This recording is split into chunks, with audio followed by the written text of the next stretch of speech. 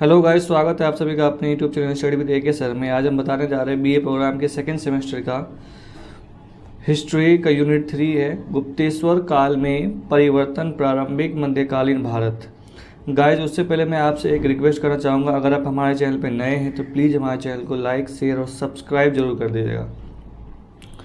तो चलिए वीडियो शुरू करते हैं। भारत के इतिहास का 3 प्रकार में बांटा गया। भारत के इतिहास को 3 प्रकार में बांटा गया है। पहला है प्राचीन काल, जिसमें जैन धर्म, बौद्ध धर्म और हड़प्पा संस्कृति के बारे में हम जानेंगे, सभ्यता के बारे में।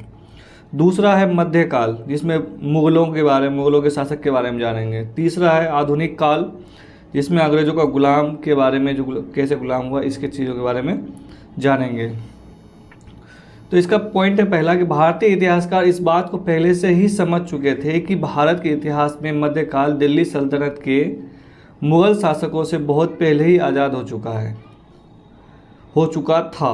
मतलब भारत के इतिहासकार को इस बात का पहले से ही समझ था कि भारत का जो इतिहास है वो मध्यकाल के दिल्ली सल्तनत से के जो मुग़ल शासक थे उन लोगों से बहुत पहले से ही आज़ाद हो चुका था। उसके बाद सेकंड पॉइंट है इनका।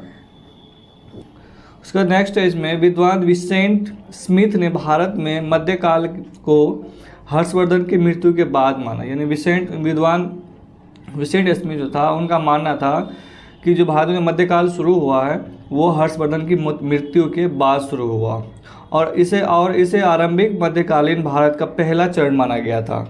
जब हर्षवर्धन की मृत्यु हुई तो उनका मानना था कि तब जो है मध्यकाल का आरंभ हुआ और उसके पहले चरण का आरंभ हुआ था, पहला चरण था वो। और इस काल को मध्यकालीन हिंदू भारत या राजपूत काल की संज्ञा भी दी जाती है, क्योंकि इस टाइम पे मध्यकालीन में ब्राह्मण और राजपूत का वर्चस्व था, इसीलिए इस काल को राजपूत काल भी कहा जाता है या राजपूत काल का संज्ञा भी दिया गया था। अब मध्यकाल को भी 3 भागों में बांटा गया है, प्रारंभिक मध्यकाल, मध्य मध्यकाल और उत्तर मध्यकाल, यानी अंतिम जिसको कहा जाता है। भारतीय इतिहासकार इस बात को पहले ही समझ गए थे कि प्राचीन काल से मध्यकाल की ओर संक्रमण के विषय पर इतिहासकारों के बीच में काफ़ी ज़्यादा मतभेद है। मतलब भारतीय इतिहासकार को इस बात का पहले से अंदाज़ा था कि मध्यकाल का जो संक्रमण है उस पर इतिहासकारों के बीच में काफ़ी ज़्यादा मतभेद है और कुछ इतिहासकार इसका आरंभ गुप्त काल से मानते हैं। यानी मध्यकाल का जो आरंभ कब हुआ था, तो इसमें कुछ इतिहासकार ऐसे भी थे जिसका मानना था कि मध्यकाल गुप्त काल के समय से ही आरंभ हो चुका था, लेकिन इस बात पर भी विवाद है इतिहासकारों के बीच में। अब विवाद का मुख्य कारण क्या है?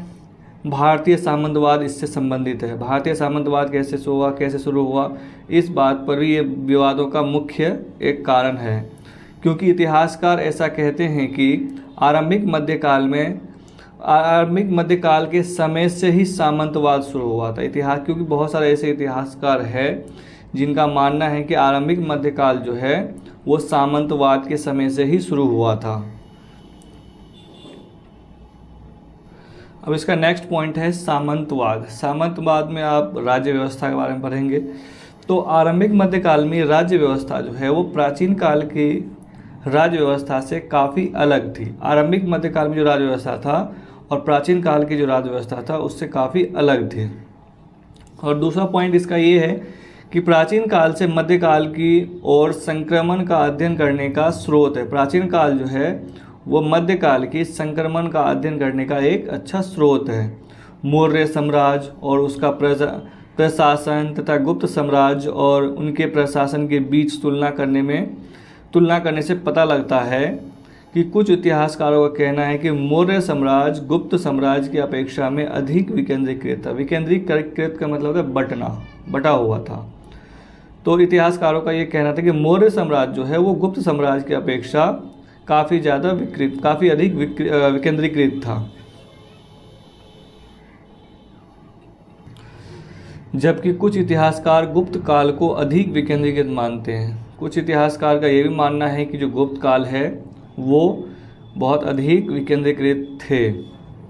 प्राचीन काल के राजा साधारण उपाधि धारण करते थे। जो प्राचीन काल के जो राजा थे वो एक साधारण उपाधि धारण करते थे, जैसे कि मौर्य शासकों ने नरपति उपाधि धारण की थी। नरपति उदाहरण जो है मौर्य शासक के लोग करते थे। उसके बाद है इसके विपरीत मध्यकाल में अधिक शानदार और भड़कीले उपाधियों का ग्रहण किया गया। मतलब जो मध्यकाल के राजा थे वो शानदार और भड़कीले उपाधियों को धारण करते थे, यह किया गया था उसके द्वारा, जैसे कि महाराजाधिराज, महाराजा आदि। उसके बाद अगला पॉइंट है इनका, मध्यकाल में ऐसे कई उदाहरण मिले हैं जहां राजाओं की उपाधियां शिलालेखों में साक्ष्य के रूप में मिली है। गुप्त काल में कई ऐसे उदाहरण मिले हैं जहां पर राजाओं की जो उपाधियां हैं वो शिलालेखों में साक्ष्य के रूप में मिले हैं। उदाहरण के लिए आप लीजिए चंद्रगुप्त द्वितीय और हर्षवर्धन, परम भट्टारक, महाराजा धीराज, मतलब इन्होंने उपाधियां हासिल की थी, धारण किया था। इसके बाद इस समय से सौराष्ट्र के शक्तिशाली मैत्रक शासक धरसेन ने परमेश्वर और चक्रवृद्धि उपाधियां जोड़ ली थी। मतलब जो सौराष्ट्र के जो शक्तिशाली मैत्रक शासक थे धरसेन, वो परमेश्वर और चक्रवृद्धि उपाधियां भी अपने नाम से जोड़ लिया था।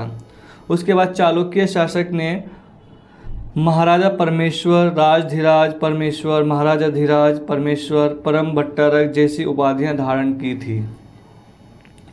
और ऐसा माना जाता है कि 7वीं सदी के पल्लव राजा नरसिंहवर्मन द्वितीय लगभग 250 से अधिक उपाधियां ग्रहण की थी। मतलब पल्लव वंश के जो शासक थे नरसिंहवर्मन द्वितीय ने लगभग 250 से अधिक उपाधियां ग्रहण की थी, जैसे कि राज सिंह, शंकर भक्त, अमन प्रिय इत्यादि। पल्लव राजाओं ने अपनी प्रतिबद्धता के लिए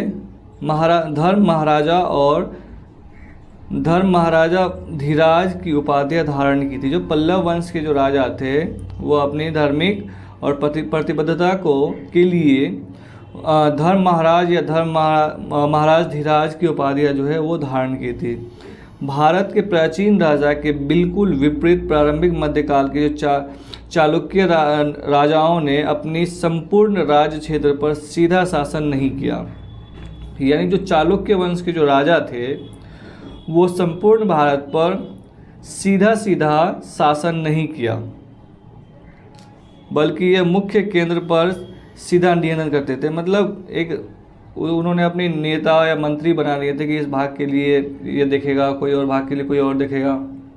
अलग अलग इलाकों के लिए अधिकारी बना दिया था और उस अधिकारी पे ये खुद नियंत्रण रखते थे। अधिकारी के द्वारा शासन करवाते थे और चालुक्य वंश के जो राजा थे वो अधिकारियों पर शासन करते थे। तो इसका दूसरा पॉइंट ये है कि मुख्य केंद्रीय भाग पर सीधा नियंत्रण करते थे। सीधा मतलब जो अधिकारी होते थे जो अलग अलग भाग इलाकों में जाके शासन करते थे वो उस पर नियंत्रण रखते थे। और अपने साम्राज्य के अन्य क्षेत्रों में राजा अन्य अधीनस्थ राजाओं के द्वारा शासन करते थे। मतलब या तो वो खुद करते थे या फिर किसी दूसरे राजाओं को वहाँ भेज देते। अधीनस्थ यानी अपने अंदर काम करने वाले राजाओं को वहाँ पर भेज देते थे। और यह अधीनस्थ राजा भी विभिन्न प्रकार की उपाधि धारण करते थे। मतलब उसके अंदर जो काम करने वाले राजा थे वो भी उपाधियां धारण करते थे अलग अलग प्रकार के। और यही शासक सामंत कहलाते थे। मतलब ये जो शासक थे जो राजाओं के अंदर में, चालुक्य वंश के राजाओं के अंदर में काम करते थे, इन्हीं राजाओं को सामंत भी कहा जाता था या उस टाइम में कहते थे। अब अगला पॉइंट है सामंत क्या है। सामंत जो है एक पुराना शब्द है। आरंभ में इस शब्द को पड़ोसी राजा के लिए इस्तेमाल किया जाता था। मतलब आरंभ के समय में जो सामंत शब्द था वो अपने पड़ोसी के राजाओं के लिए इस्तेमाल करते थे राजा लोग।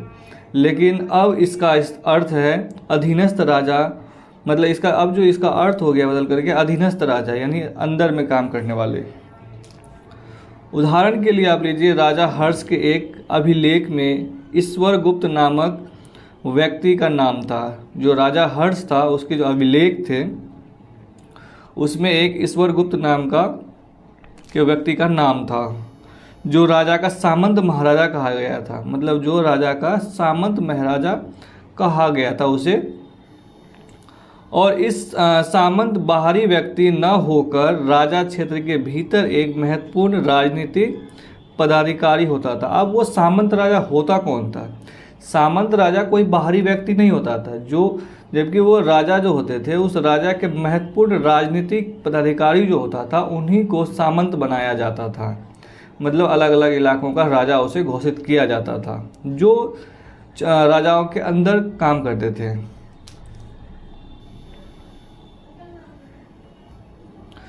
अब अगला पॉइंट इसका, सामंत राजा को सैनिक सेवा प्रदान करते थे। सामंत जो है वो राजा को सैनिक सेवा प्रदान करते थे और राजा के अभियानों में उसका साथ देते थे। मतलब जो राजा जो अभियान चलाते थे या करते थे या कोई किसी जगह पे युद्ध लड़ते थे किसी राज्य को कब्जा करने के लिए, तो उसके अभियान में उसका वो साथ देते थे। कई बार सामंत गड़बड़ी भी फैला देते थे, मतलब कई बार सामंत ऐसा करते थे जो गड़बड़ी फैला देते, कुछ गलत कर देते थे।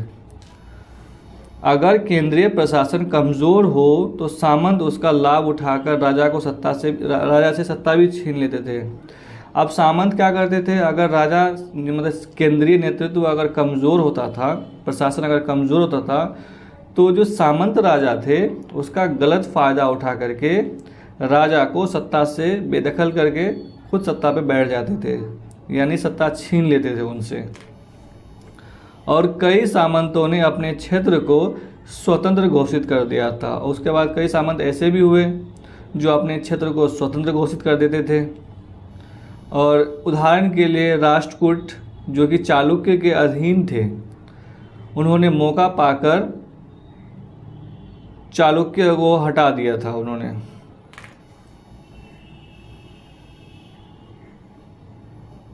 अब अगला पॉइंट है इसका, राजा तथा सामंत का नियंत्रण। राजा तथा सामंत का नियंत्रण किस प्रकार रखते थे? राजा जो है सामंत पर नियंत्रण किस प्रकार रखते थे? इस पर विद्वानों में मतभेद है।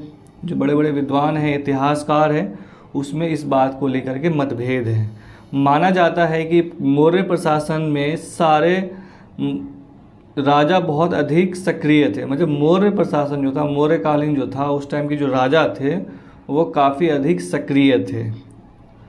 और अशोक अपने पूरे साम्राज्य के बारे में चोर घटनाओं की मतलब अशोक का जो साम्राज्य था उस टाइम पे जितनी चाहे छोटी बड़ी घटनाएं हो, उन सभी घटनाओं की जानकारी रखते थे। अशोक साम्राज्यकालीन के जो है ना, अशोक साम्राज्य के जो राजा होते थे या अशोक खुद होते थे, उस टाइम पे उन्होंने चाहे वो छोटा घटना हो चाहे वो बड़ी घटना हो, उन सभी चीज़ों की जानकारी वो खुद रखते थे।